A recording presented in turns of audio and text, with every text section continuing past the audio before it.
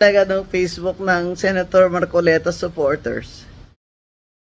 Sabi, yung confidential funds ni Vice President Sara ay na-disallow ng COA dahil daw binili ng gamot. Ang kay BBM, binili ng bawal na gamot.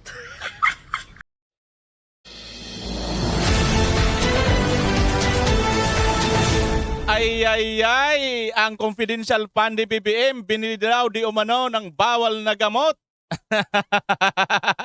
Gaano ito katotoo? Mga lulistang tanga. Panoorin po natin ang bidyong ito, mga tangang lulista, ang mga nagbibinta kay sa mga INC at sa mga DDS. Ito po ang totoong video kay Mima.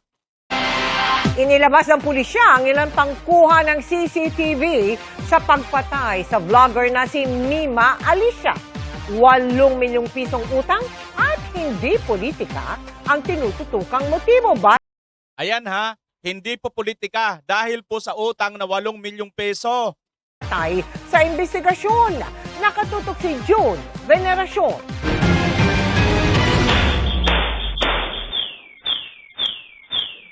Walong putok ng baril ang bumasag sa katahimikan ng isang subdivision sa Caloocan City pasado alas 3 ng madaling araw noong July 17.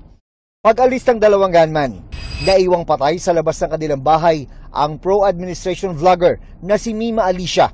Sugatan naman ang kanyang live-in partner. Sa backtracking ng mga CCTV video ay nakilala ng mga pulis ang dalawang suspect na nakuha ng pumarada sa isang lugawan 1:43 AM noong July 17. 1:47 AM nang mahagip ng CCTV ang mukha nila habang umu-order ng pagkain. 2:28 AM, pinapatungan na nila ng ibang kulay na damit ang kanilang mga suot. 3:11 AM naman nang puntahan nila ang bahay ni Mima Alicia. Naglakad, pagkatapos ay namaril. Isang bala sa ulo ang pumatay sa vlogger habang sugatan ng kanyang kinakasama. July 23, naaresto ang dalawang sospek sa Mabalacat, Pampanga. Kinabukasan, sumuko naman ng middleman na kumontrata umano sa kanila. Siya yung nagbibigay ng nakikipag-communicate ng information at nagpadala ng pera. Yung initial, I think, ay 250. Lumabas din sa forensic investigation na ang baril na pumatay kay Mima Alicia ay ginamit na sa tatlong naunang krimen ng mga sospek na nasangkot na noon sa robbery at murder. So this case is a solved one, including the Philippine National Police, of course, the investigators didn't stop at the shooting, but were able to solve and all unmask and or solve not less than 10 cases that they have committed in the past. Kinasuhan na ng murder at frustrated murder ang mga gunman at middleman. Lumalabas na talagang yung hitman ay talagang ito ay gun for hire. Sabi ng Northern Police District, itinuro ng sumukong middleman ang dalawang mastermind sa krimen at isa pa nilang kasabwat. Nananatiling at large ang tatlo, pero sinampahan na rin daw sila ng reklamo. Pero isinantabi ng Philippine National Police ang anggulong may kinalaman ang pamamasdang sa mga political commentary ni Mima Alicia. Ayan ha, pulis na mismo, ito na mismong pamunuan ng pulisya ang nagsabi, hindi daw dahil sa politika. Dyan sa mga tangang mga vlogger na pilit pa rin itong kinakabit. Dito daw kay BP Sara at sa mga DDS at sa mga INC. Ayan na, ano kayo ngayon? Sabihin nyo yan sa mga pulis. 8 milyong pisong utang ni Mima Alicia sa mag-partner na mastermind ang tinututukang anggulo. Meron kasi silang mga business engagement, no? Kaya itong ang possible motive talaga ay personal. June Veneracion, nakatutok, 24 oras. Ayan ha, mga kababayan. So ito daw po ay personal at mayroon daw business engagement. Utang daw ito na 8 million ang dahilan, mga kababayan. Nagkaunsihan, nagkagulangan. At mga kababayan, kung manonood lang po kayo sa iba't ibang mga vlogger, mayroon pong mapapanood na kapwa din vlogger ni Mima, mga kababayan, na dati pinagkakautangan nito. At hindi lang natin alam kung sino-sino doon ang mga sinasabi di umano na may 8 million na utang yan si Mima, mga kababayan. Tingnan nyo, 250. Parang tumutugma ito, mga kababayan, doon sa isang Tumutugma ito dun sa isang screenshot, 'di ba, na mayroon tayong napanood na screenshot na sinasabi, yung hatian daw nila mga kababayan, 4 sila maghahati doon sa 2,000,000, 'di ba? Eh, hindi naman 250 'yun, dapat 500, 'di ba, sa isang, sa 2,000,000, 'di ba? Kung 4 lang sila. Alam niyo mga kababayan, ito, maliwanag po ito na ito pong mga vlogger ni Marcos Jr., pro Marcos vlogger, tingnan niyo ha, nagsisiyaman, 'di ba? May pang-business na ganyan, nakakautang ng ganyan, pinapautang ng ganyan. Ibig sabihin, mayroon pong pinagkukuhanan ng pera 'yan. 8,000,000, saan ka makakuha ko sa vlogging lang? Mga kababayan, tingnan niyo naman ang mga views natin, no? Umabot din tayo ng tig-isang 100,000 pero hindi po tayo kumikita ng milyon-milyon dito, no? Pero sila, 'di ba, sandali lang nila kitain ang milyon, mga kababayan. Hindi po tayo sa parang naiinggit kung ano man, ano?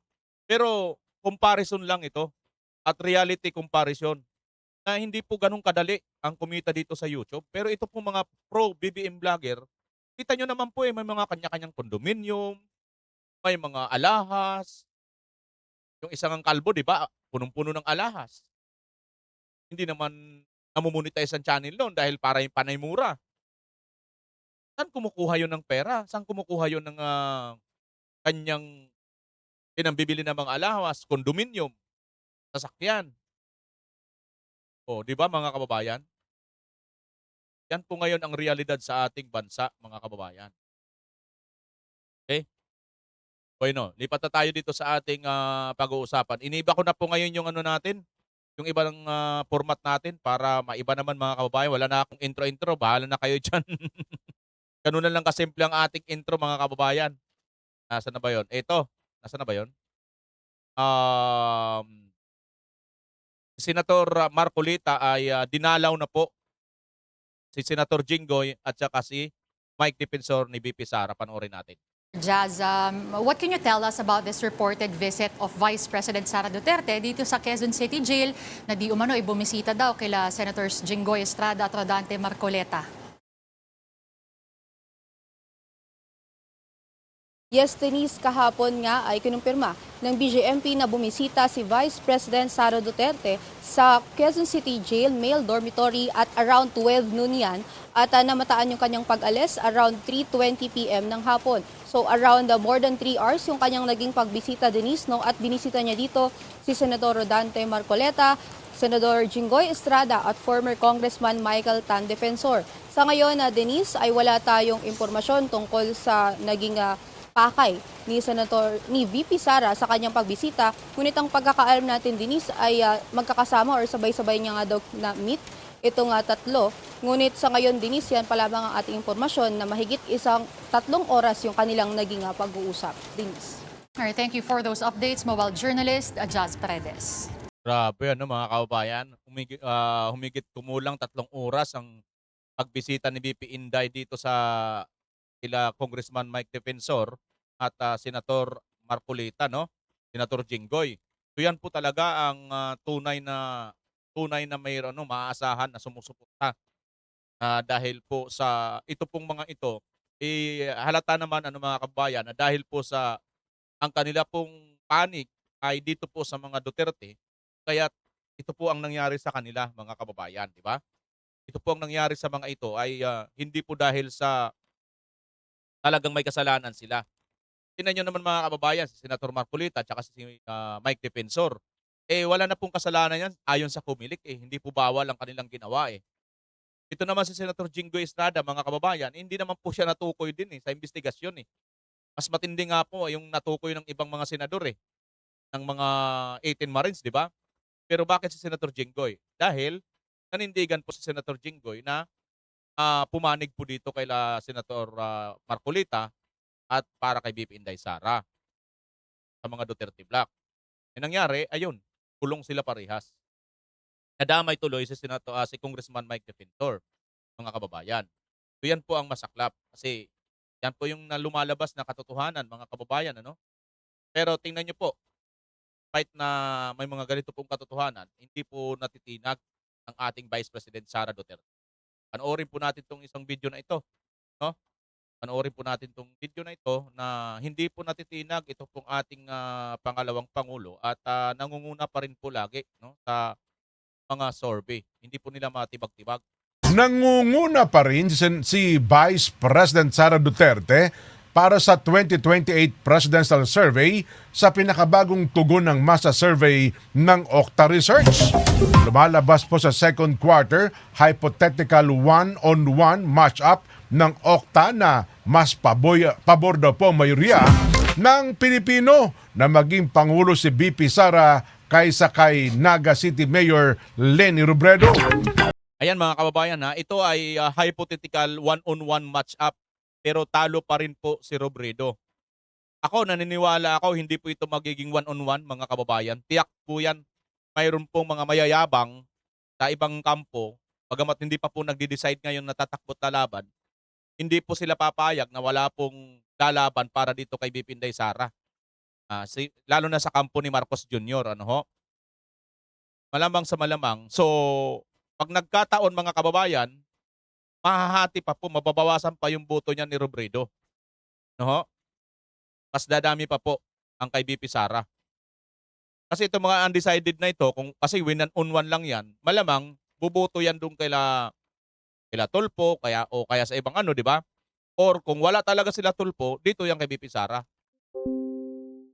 43% ang nagsabing pabor sila kay VP Sara. 34% naman nagsabing pipiliin na nila si Leni Robredo. Habang 22% naman ang undecided, 1% ang tumangging magbigay ng pahayag. Kung ikukumpara sa naging pag-aaral ng Okta noong first quarter ng 2026, bumaba ang gap sa pagitan ni Robredo at VP Sara. Mula sa dating 11-point advantage, naging 9% na lamang ito. Isa sa mga tinuturong dahilan ng Okta ang pagdami ng mga undecided sa survey. Natural, siyempre malayo pa matagal pa mga kababayan. Pero may mas matindi pa pong survey dito mga kababayan na ipapanood ko sa inyo. Wait lang ito muna. Bago yung survey na yan, ito muna mga kababayan. Yan, bago kayo mag-assume ng mga survey dyan, ito August 4, no? Isa-isa na silang magdadatingan in a few, hintayin natin. Ano ibig sabihin nito? Bago lang ito mga kababayan, no? August 4, ano ba ngayon? August 6. So 2 araw pa lang ito. Linition daw mga kababayan. Ano ibig sabihin? Isa-isa na silang nagsisidatingan. Ano ibig sabihin? Kakampi ni Lini? Mga kababayan? Ayan, no? Name something that will trigger them. 500 million pondo para sa GC Robredo Coliseum.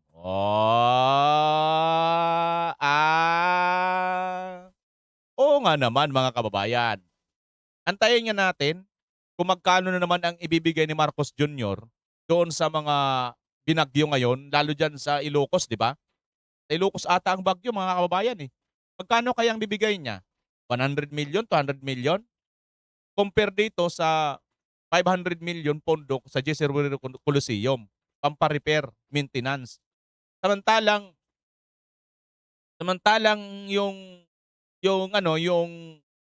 Cebu na marami pong mga namatay, 200 million lang, di ba? Now, magkano kayang ibibigay ni Marcos? Mas mahalaga ba ang buhay ng patay ng si GC Robredo o yung mga namatay, mga buhay na napakarami ng mga taga Cebu? Ayun ang humusga dyan mga kababayan. However, si Leni Robredo, pagkatapos nito mabigyan mga kababayan, ang sinabi na ni Leni Robredo, pagkatapos sa kanyang yung suna ni Marcos, okay naman daw sa kanya, pasado naman daw, marami naman daw nagawa si Marcos. Talaga ba Leni?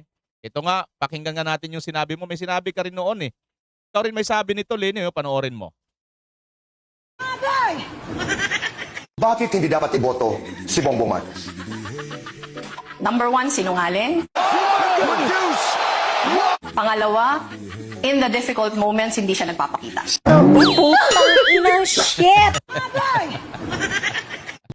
Ayan mga kababayan Di ba sabi niya, maraming nagawa. Maraming ginawa ang pamahalaan ni BBM. Marami daw. Pero ano sinabi niya? Number 1, sinungaling. Ano sinabi niya rito? Di ba? maraming ginawa ang pamahalaan ng PBBM. Talaga ba? Halimbawa, yung Naga, recipient tayo ng napakaraming programa ng gobyerno. Wow. Bakit hindi dapat iboto si Bongbong Marcos? Number one, sinungaling. Number 1, sinungaling. Pangalawa, in the difficult moments, hindi siya nagpapakita.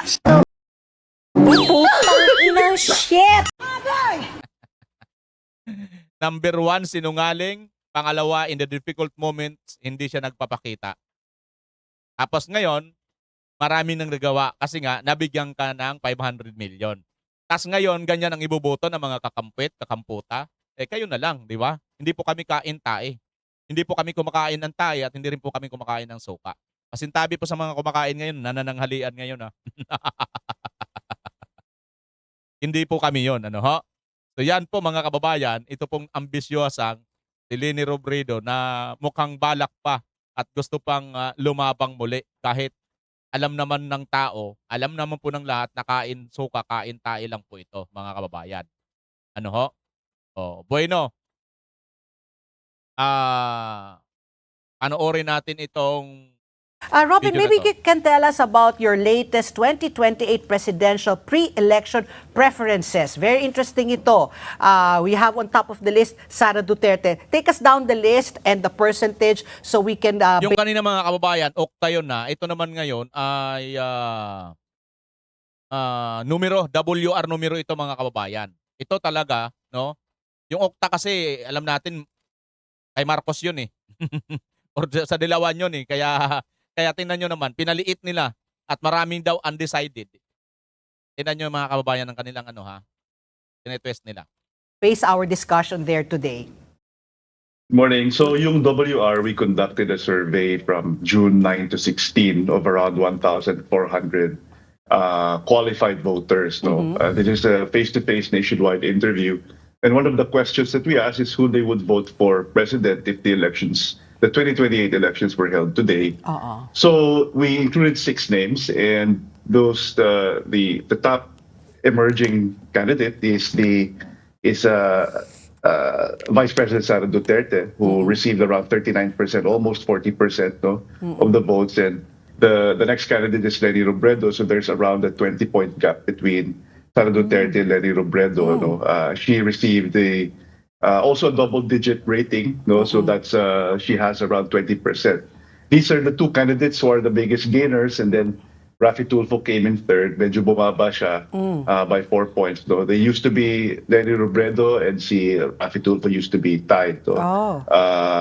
And then you have other candidates. For instance, si Senator Bongo, who received a rating of around 3%, if I'm not mistaken. Yeah, 3.6, oo. 3.6. And then the other candidates include si Bam Aquino as well as Risa Ontiveros, who received around 2% each. Okay. So these are the potential contenders for 2028. Of course, only Vice President Sara Duterte announced her candidacy for president, and then the rest did not announce yet.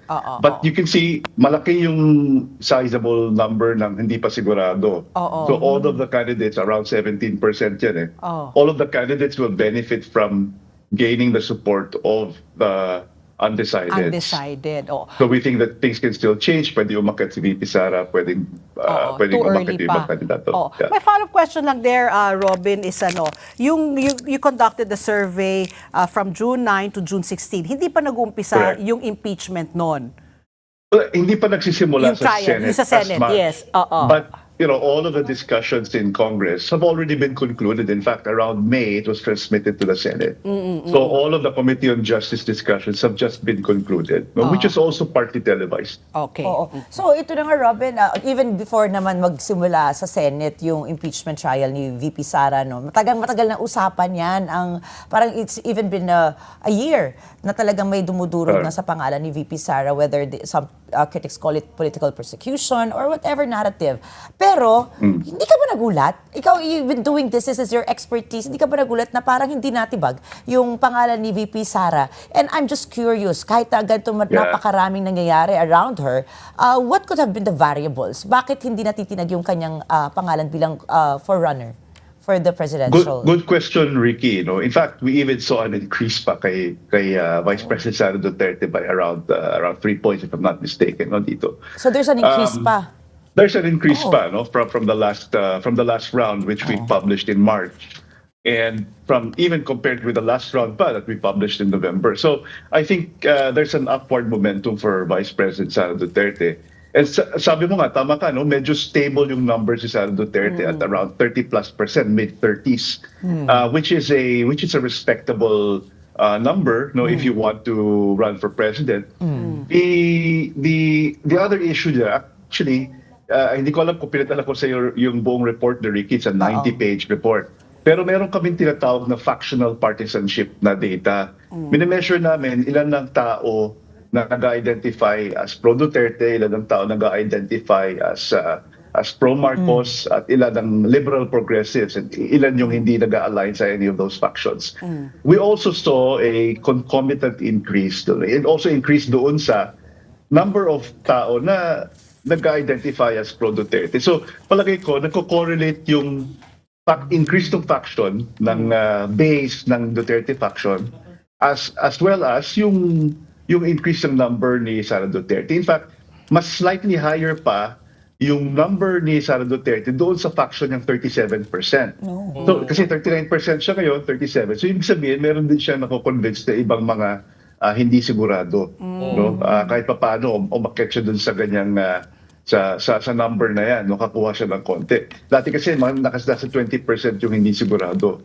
Mukhang nag-disperse towards her favor. But yeah, mukhang resilient ang numbers ni Vice President Sara Duterte at ang buong factional base ng Duterte faction.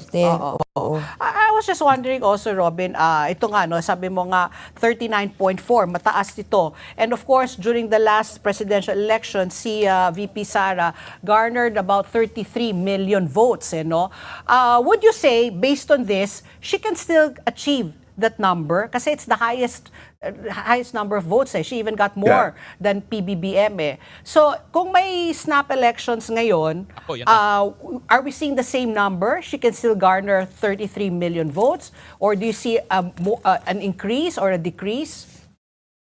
I was just wondering. Well, potentially.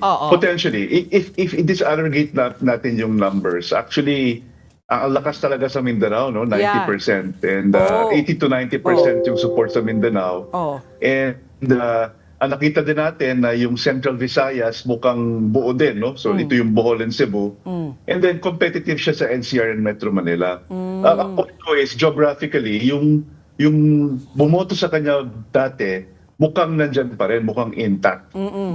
So yeah, it's something that we can expect moving forward for Vice President Sara Duterte.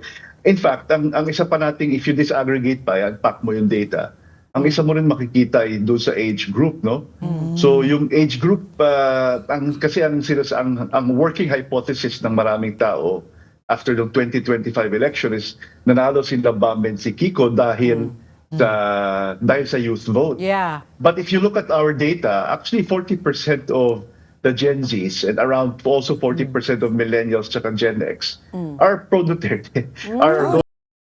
Mga kababayan, kinilabutan ako doon. Ayon daw sa kanilang nakitang data, ang mga kabataan ay pro-Duterte. Di ba inaasahan natin mga kababayan, mga matatanda na yung mga bumuboto kay VP Sara. Pero ngayon mukhang mga Gen Z na daw at mga kabataan, mas malaki pa rin ang bilang na bumuboto kay VP Sara. Hala ka. Balikan natin nga. But if you look at our data, actually 40% of the Gen Zs and around also 40% of millennials at Gen X are pro-Duterte.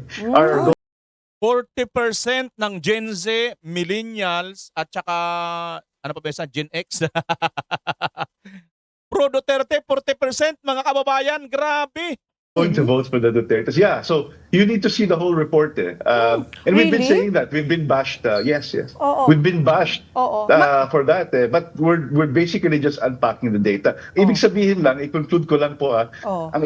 Ibig sabihin mga kababayan, hindi po hawak dito pong nilang mga kakampit ang mga kabataan. Hawak po ng mga Duterte. Sa bagay, hindi po nakakapagtaka mga kababayan. Ang dami pong mga artista ngayon, no? Ang mga kabataang artista, napakarami po, hindi lang po sila talaga makapaglabas. No? Yung iba kasi, nababash. Kamukha nito mga kababayan, sila nga lang naglalabas nga lang sila ng sorbe. Nabash sila eh. Dahil hindi sila makapaniwala, dahil matagal na pong itong kaalaman mga kababayan, na ang mga kabataan ay hawak po ng kakamping. Pero supposed to be pala, ayon dito sa kanilang natuklasan na sorbe, hindi pala mga kababayan. Tingnan nyo kay Bam Aquino, hindi pala yun dahil sa youth, mga kababayan. Oo. Kaya dahil dito nabas sila kasi nga, nilabas po nila ito. Ito po, WR numero po ito mga kababayan, ito ng sorbe na ito. Yung kanina, Okta Research. Pero kahit anong sorbe, wala pong lamang or wala pong mananalo kay BP Inday Sara. And we've been saying that. We've been bashed. Yes. Oo. We've been bashed Oo. for that. But we're basically just unpacking the data. Ibig sabihin lang, i-conclude ko lang po. Ang ibig sabihin po is there are other variables. It's not age. It's not the youth as the main demographic variable that enables the electoral victory of the others. Although ang ganda nung ano nila, nung na-achieve nila, no? Sila Bam particularly, number 2, which is unexpected for many people. Hindi age yung main determinant. It could be other things. So kailangan pa natin ng social scientific investigation to test all the other hypotheses. Di ba pagka nag-aaral ka, pag may thesis, you test hypothesis eh. Yeah. May null hypothesis, merong tamang positive hypothesis. Yung age, very interesting. I just follow up lang kasi you mentioned nga 90% Mindanao. Talagang balwarte talaga ng mga Duterte. Doon sa 1,400 respondents, paano nyo yan kinalat? All over the Philippines, all regions? As in, yung 1,400, there are 13 regions? So, was it how did you spread So it? we use all the gold standard of surveys, yung method naman yan, is we mirror the census. Okay. Ibig sabihin, it has to be representative of the actual population of the Philippines. So for instance, in Mindanao, there are around how many votes? So Mindanao represents 23% of all of the votes, no? And then another 21% for Visayas. So if yung Central Visayas, let's say Cebu and Bohol, siguro another 10% for Sara Duterte. But yeah, it does mirror the actual population of the Philippines across all age groups, across all demographics, age, socioeconomic, geography, and the like. No? So, meron tayong ginagamit na formula dyan. Okay. Robin, have you seen this particular pattern of behavior when it comes to voting? Because I'm looking at it already. Na ito na yung behavioral ng isang voter, di ba? Behavior ng isang voter. Have you seen this kind before in the past, historically? Somebody's already in the limelight, for political persecution, as critics would call it. Pero, tumataas pa rin. Or what has changed? Culturally, is there any difference now? Actually, ang sagot ko dyan, Ricky, is we also have a very crucial statistic. No? May tinatawag tayong hard voters and soft voters. Basically, we asked kung magbabago pa bang utak mo come election day or in the next few months. 60% of all of the voters nationwide and the voters of Sara Duterte are not anymore going to change their minds. Kinilabutan ako doon mga kababayan. 60% hard voters na po yan, hindi na magbabago kay BP Inday Sara na. At ang isa sa kinikilabutan ako mga kababayan, natuklasan natin ngayon, mga kabataan, Gen Z. Ito na kaya mga kababayan yung epekto ni Congressman Lian Liveste at saka ni Congressman Kiko Barzaga? Kasi sila mga Gen Z, di ba? Sila na kaya, mga millennials, mga Gen Z, sila na kaya yung nagre-represent ito mga kababayan? O, tuloy natin. So, may na variability na 40%. Hard voters na sila.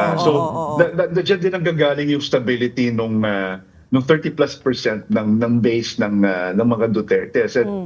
And if you look at it further, although we don't release this data to the public, medyo sa amin lang sa mga subscribers namin, if you compare the number of hard voters, mas mababa na doon sa ibang factions. What do you mean? For instance, kay Marcos, Kasi kay Sara Duterte, 60% din na magbabago utak. So yung intensity ng support mataas. Mataas. Pero for Marcos, a liberal progressive faction, mga nasa ano lang, 30%, 40% lang. Hindi So sila. mas marami sa kanilang soft voters. Hindi nila ma-solidify yung base nila. Maliit na nga, hindi pa ma-solidify, right? So I think Ayan, mga kababayan ha, doon sa mga butante daw ng mga Marcos or dito sa Kakampwet, no? Maliit na nga, hindi pa solid, marami pa ang soft voters. Ibig sabihin, pwede pa pong magbago at makonvert pa papunta kay Duterte. Kita nyo na mga kababayan? So talagang ito po yung dahilan. Kaya nga tingnan nyo, kahit anong gawin nilang paninira dito sa impeachment, hindi po umepekto kasi nga unang-una, habang tumatagal ang impeachment, lalo pong napapatunayan ng taong bayan na si VP Inday Sara wala po talagang kasalanan. Naglalabasan tuloy na itong si Piatos, magkano lang ang ginastos, magkano lang binayad, nirest niyang kanyang buhay, talagang 70,000 na pinambili pa ng gamot, pinambili pa ng pagkain. Samantalang yung kay Marcos Jr., ayon nga dito sa kanina, napanood natin kay Atty. Rowena Guanzon, ayon doon sa mga supporters, kay VP Sara, pinambili ng gamot at pagkain. Kay Marcos naman daw, pinambili ng bawal na polvoron.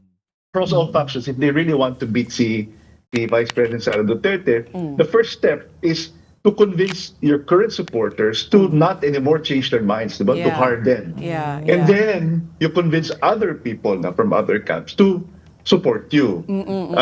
That's a challenge of other factions.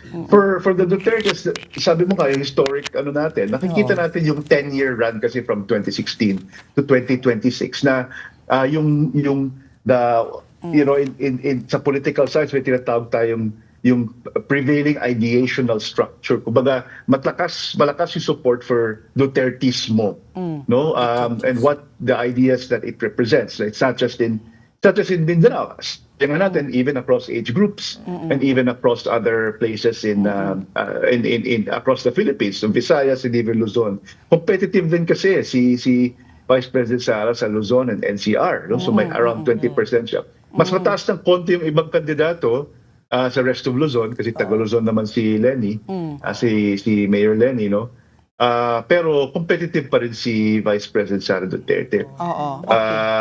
So yan yung siguro yung sagot ko lang dyan sa behavior na mukhang since 2016 ang taas nung support talaga sa Duterte ideas. The No? But hardcore. we're not endorsing anyone kami. Yeah. We're just looking at the data. No? We're just scientists. And yan yung nakikita namin sa data namin. I was wondering, Robin, would it make sense, will the opposition have a better fighting chance if they consolidated their candidate? Kasi ito parang except for Bongo, all the rest are known as opposition. I mean, who oppose VP Sara. Lenny, Raffy Tulfo, Bam Aquino, and Risa Ontiveros. So si Bongo lang, no, ang alam natin affiliated. So kung bumalik tayo sa two-party system or isa lang, talaga, dalawa lang ang ating mga kandidato bilang President and Vice President, mas malaki ba ang chance nun?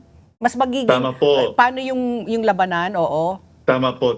Actually, yan yung problema. So it's structurally, it's a structural constraint that presidential candidates in the Philippines are not able to consolidate easily unless they do so voluntarily. So for instance, even 2022, nag-splinter into four yung opposition, di ba? Isko, Lenny, Pacquiao, Lacson.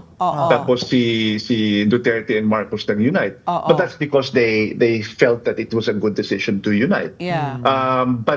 But yun na nga, so that's something that the faction, sabi nyo nga, yung liberal opposition faction will need to overcome even before they create a coalition with the Marcoses.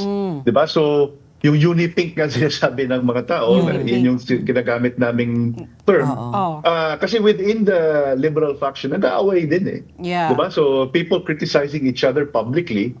And within the Marcos faction, of course, you know that there's also some infighting. So before you even consolidate, you need to, yung sabi nyo nga kanina, yung two-party system, within the two-party system kasi, merong tinatawag na primaries. So mag-decision muna kayo, sino ang standard bearer ninyo, ang front runner, no? So instead of you criticize each other publicly. So So that's something that they will need to do.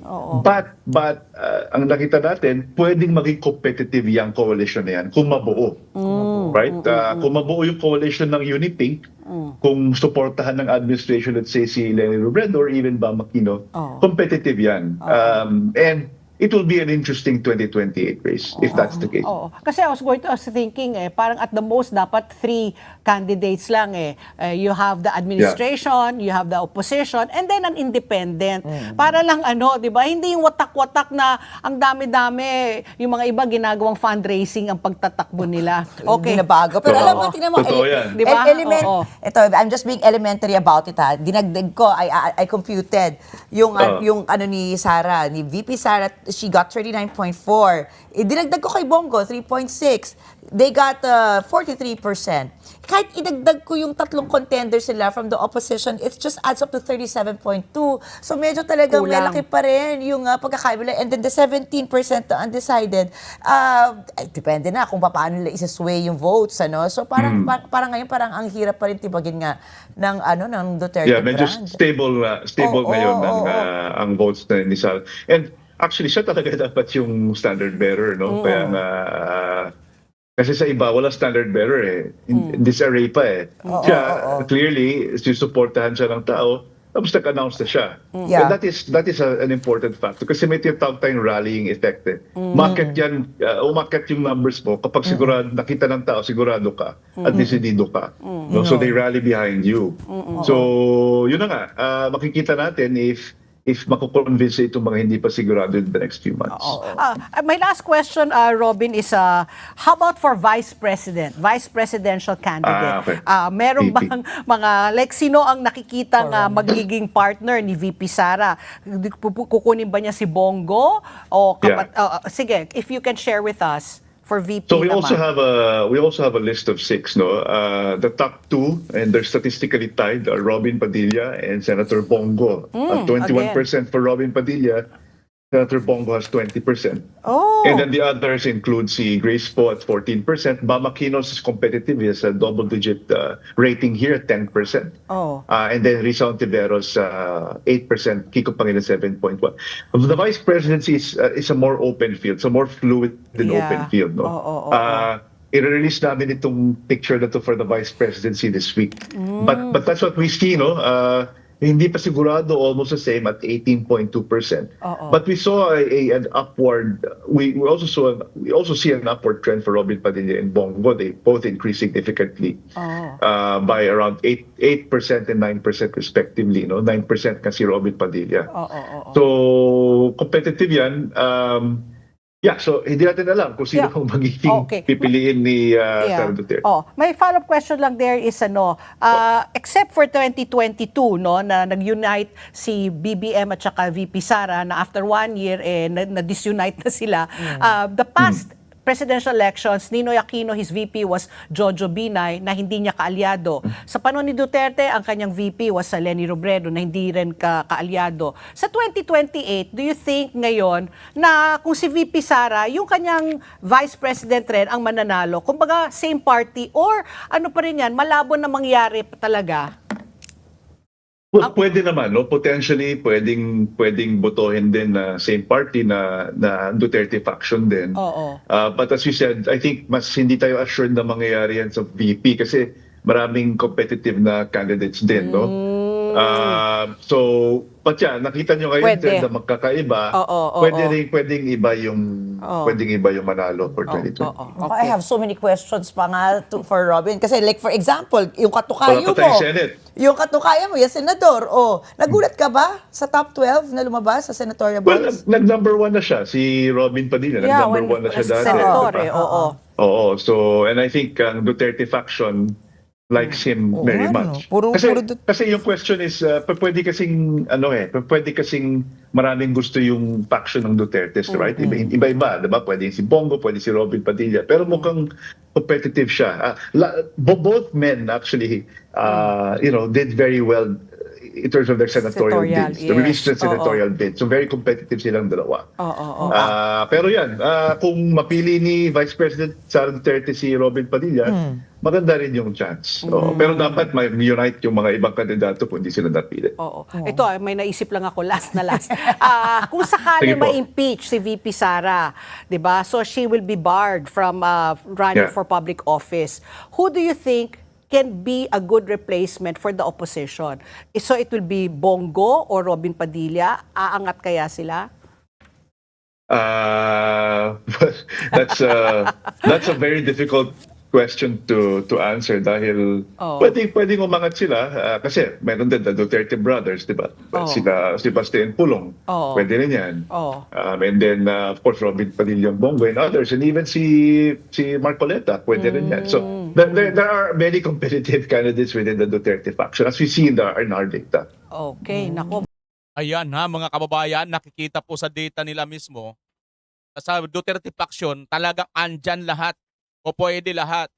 President, una na, si VP Sara. Pangalawa, mga Vice President, ang daming pagpipilian. At ang itong pinakamatindi mga kababayan, ito nga pong sakasakaling si VP Inday Sara ay mangyari yung kanilang mga kademonyuhan, ma-impeach talaga si VP Inday Sara, ay po pwede na dyan si ang dami pagpipilian.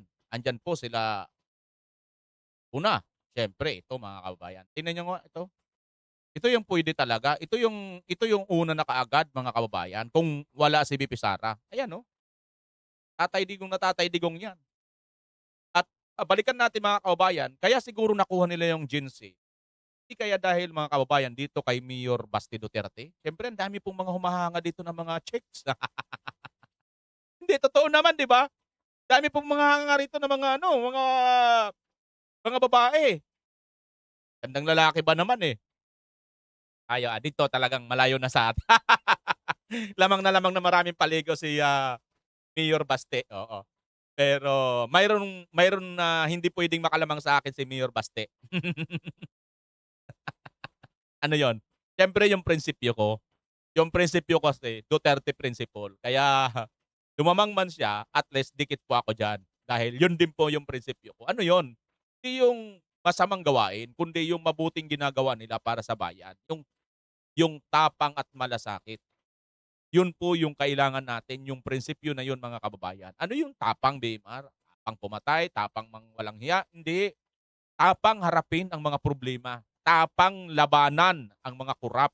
Tapang labanan ang mga oligarko, mga malalaking politiko. Yan po, nandyan po yan sa mga Duterte. At ano naman yung malasakit?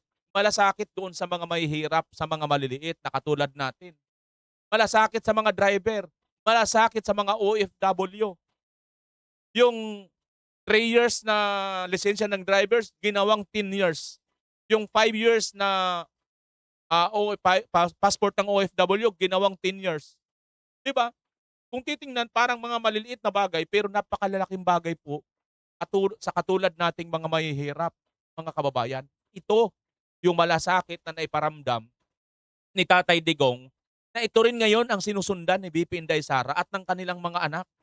Katunayan, ang Davao City patuloy pong nangunguna.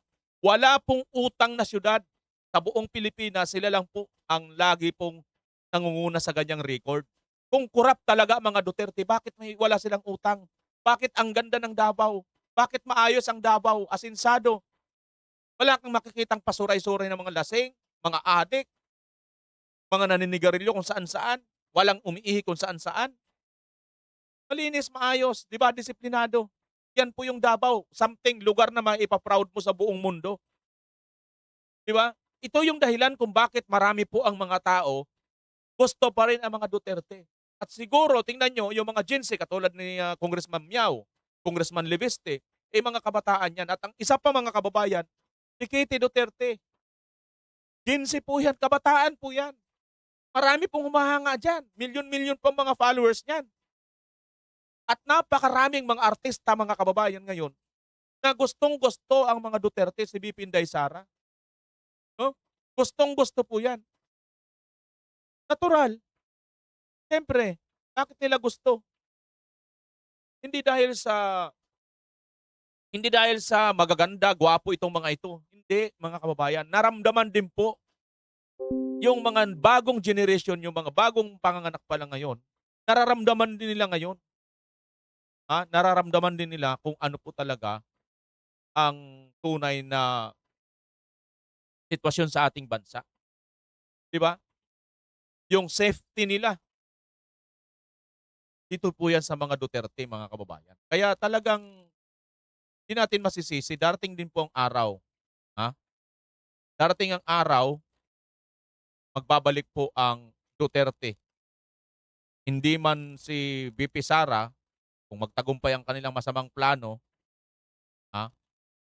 ay magkakaroon po tayo ng Duterte. Pero bago natin pangwakas mga kababayan, ito, meron ako dito napanood na video ganito po mga kababayan.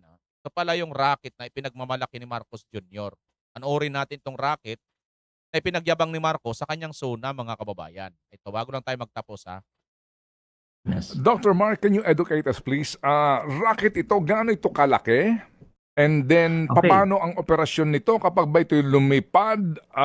Doon ba sa kalawakan, ilang segundo, minuto na mag-stay siya ron? Ito ba ay magkukusa na lang babaksak? Paano? Okay po. So ito pong rocket na itetest natin for next year. Ang height niya siguro mga roughly around 10 feet. Maliit lang po kumpara dun sa mga rocket na nakikita natin. OMG, 10 feet lang pala ito mga kababayan na rocket na ito. Liit lang. Na orbital class. Tapos, yun nga, tulad po nung napaliwanag natin kanina, hindi siya aabot sa kalawakan sa ngayon. OMG, hindi rin pala aabot sa kalawakan. Hanggang dyan lang pala ito sa second floor. At pagdating niya rin sa kumbaga para sa rurok nung ano niya yung height na maximum na mararating niya, babagsak na lamang po uli siya pabalik sa lupa. Okay. So ano ba yan? Pag nakarating na sa second floor, itong 10 feet na na rocket daw ni Marcos Jr., ay babagsak na lang din sa lupa. mga ilang minuto lang po siguro yun. Baka nga less than 1 minute lamang po. Kasi ang tinatarget natin ay medyo mababang height pa lang naman kasi nga umpisa pa lang naman po sa effort na ito. And then itong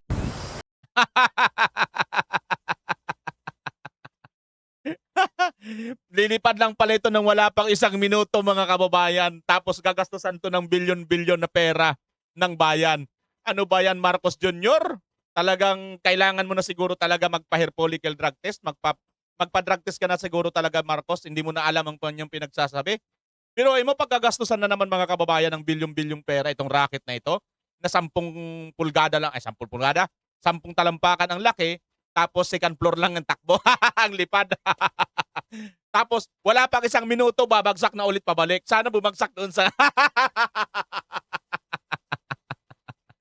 wala pa akong sinasabi O, bahala na kayo kung saan nyo gusto pabagsakin. OMG talaga to si Marcos Jr. Oo.